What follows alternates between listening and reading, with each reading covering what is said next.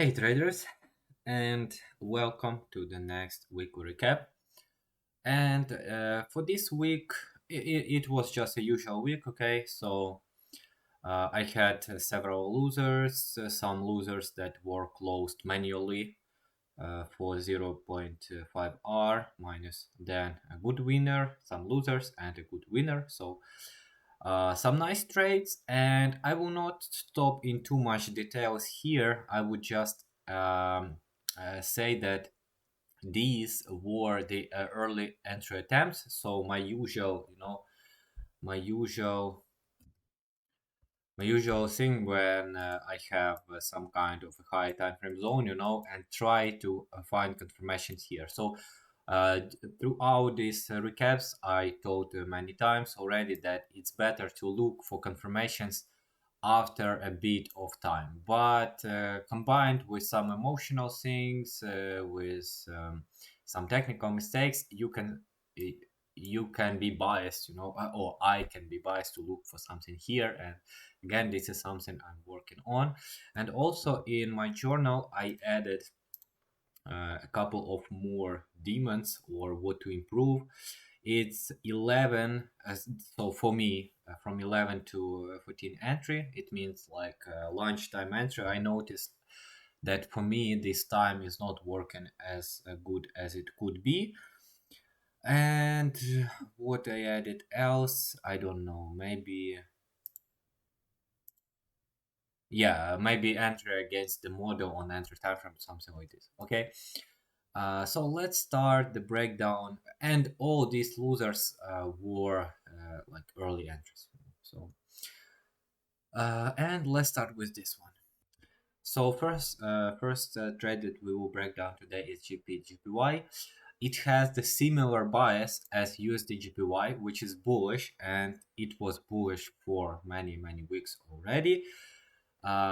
Please check my other recaps before that. But again, in short, it has a lot of confluences between usual structure, between models which are reaccumulation into trend, into reaccumulation, into trend.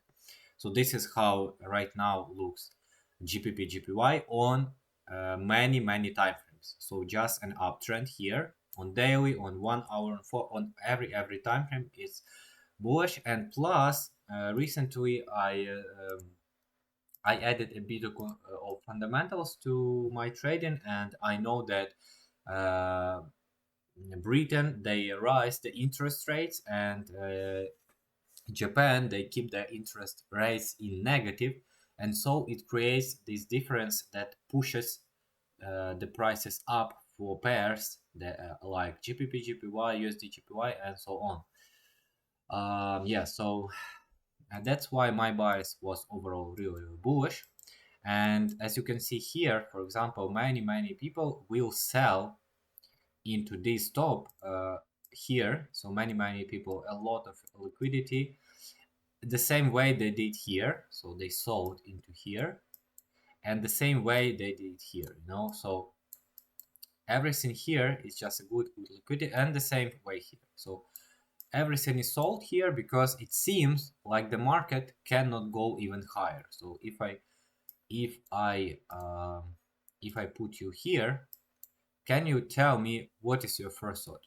It's daily time frame. So you had some pushes, then 4 or 5 candles in a row up candles, then a bit of pullback, and now weak side will think that it needs to go down to clear some lows to fill in imbalance. But in fact, this pair can push even higher. And the main target for this pair is this high right now, 200. So that's why looking at daily, looking at 4 hours, we just have a usual trend. So even not too much of models. On 1 hour, on 2 hours, again, just the usual uptrend. On 1 hour, we had some local reaccumulation. So what we had here is a bullish model of reaccumulation when the market is moving up and then makes some move to the downside and then continues to the upside.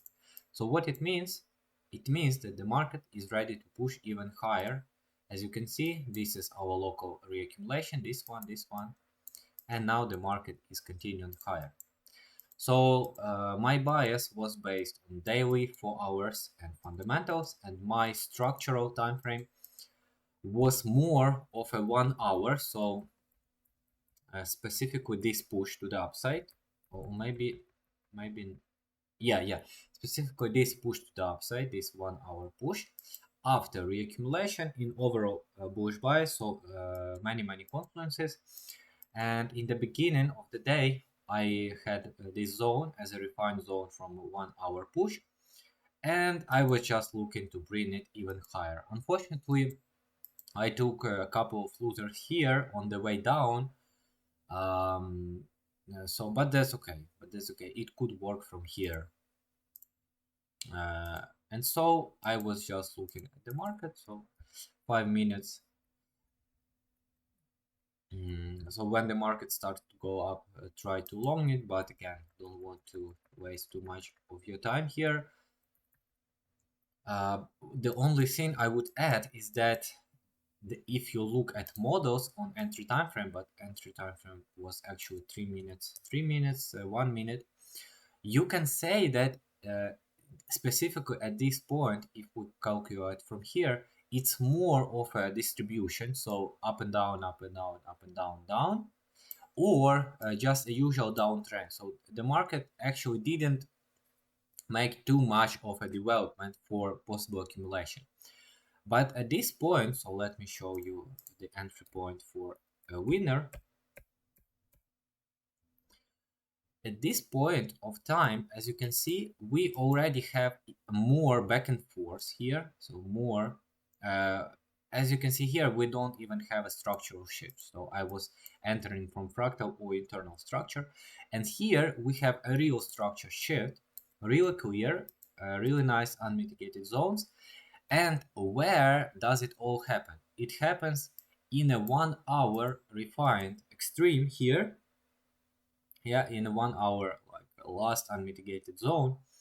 And already if we now look at whole pullback, we can see that this is a possible accumulation. Yeah, up and down, and up. So this is accumulation model, and again it's important where it happens. And so I entered here, so the market made this move to the upside, and I entered here protected below this local low. Somewhere here went to break even, so there are different places where you can go to break even, and then just left my target here below the high. So I just wanted to have a bigger probability and faster target hit.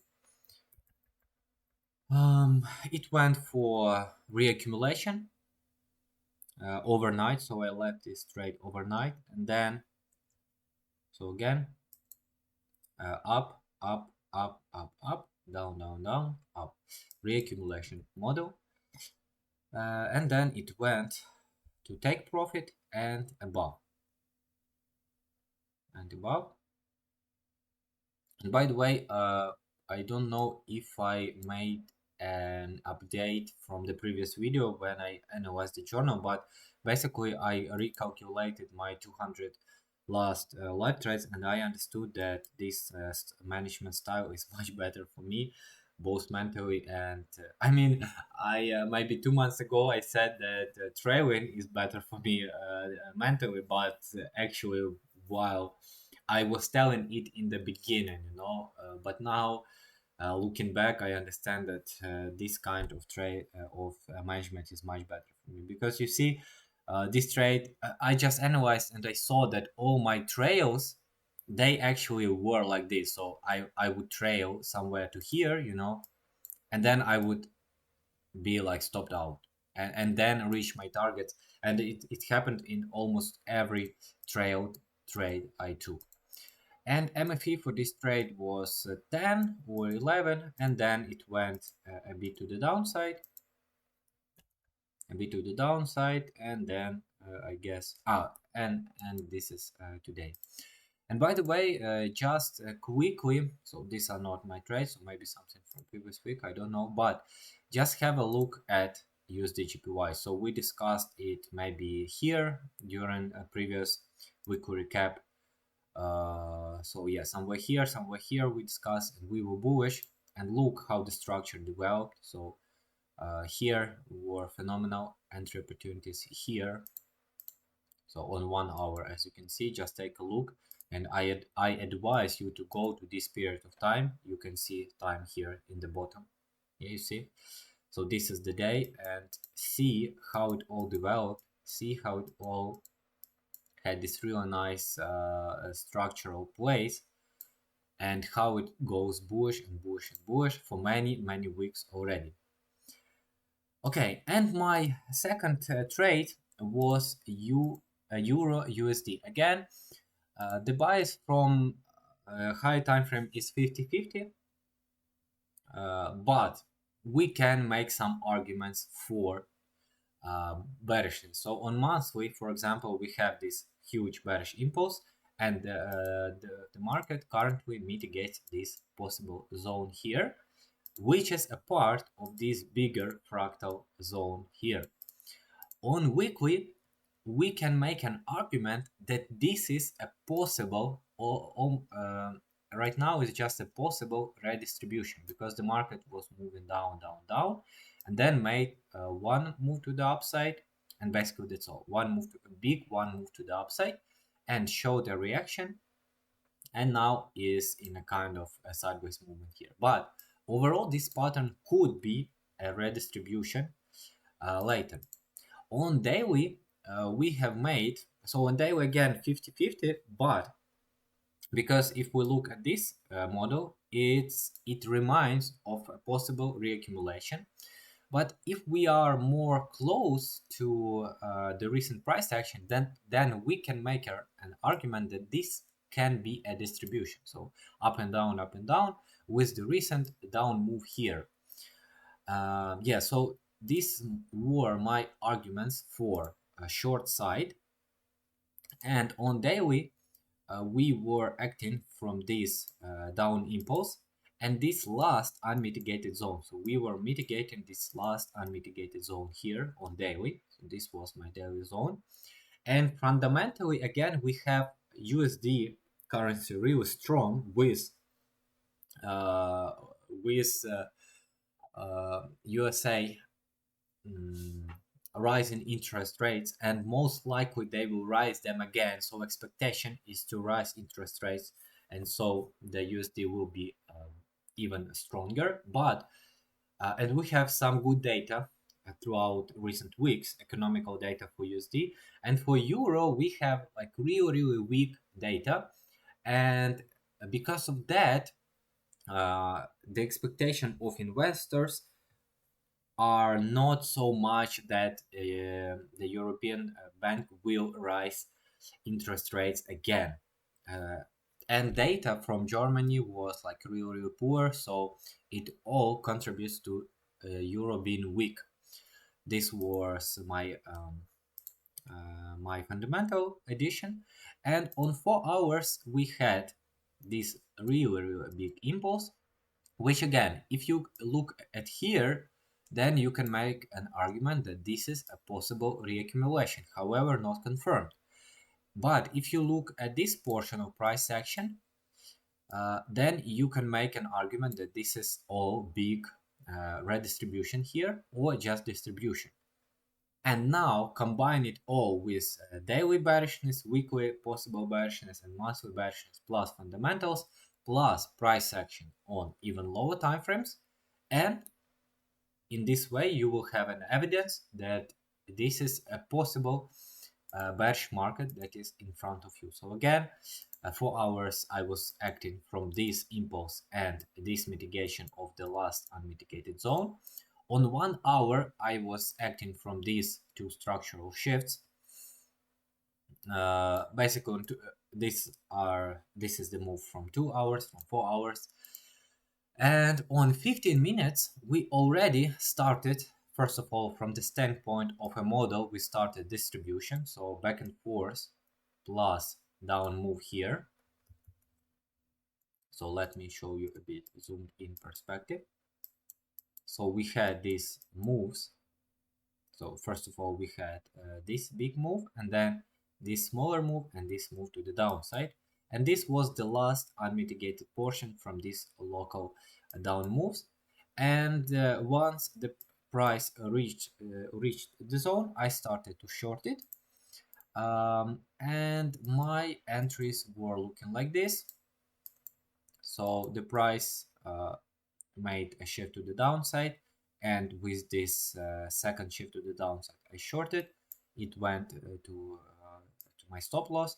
Then here, so this was a not so good entry. Again entered, it went back and forth, and then later it mitigated the whole, like the last point of the zone, and created this one shift to the downside, like one real shift to the downside. And basically here was my entry. So shift to the downside, and when the market started to move down again, I entered, protected above the 15-minute zone, and the price just started to go.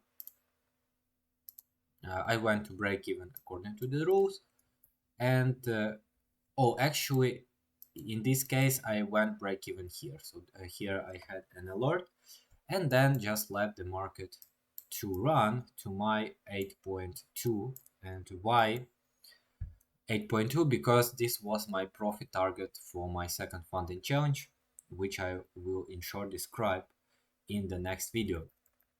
So I just left profit target uh, for how I need it, and the market, as you can see, created a down move, a redistribution, and then a really strong down move there. And then, oh, actually it's already 70. So my target was reached here.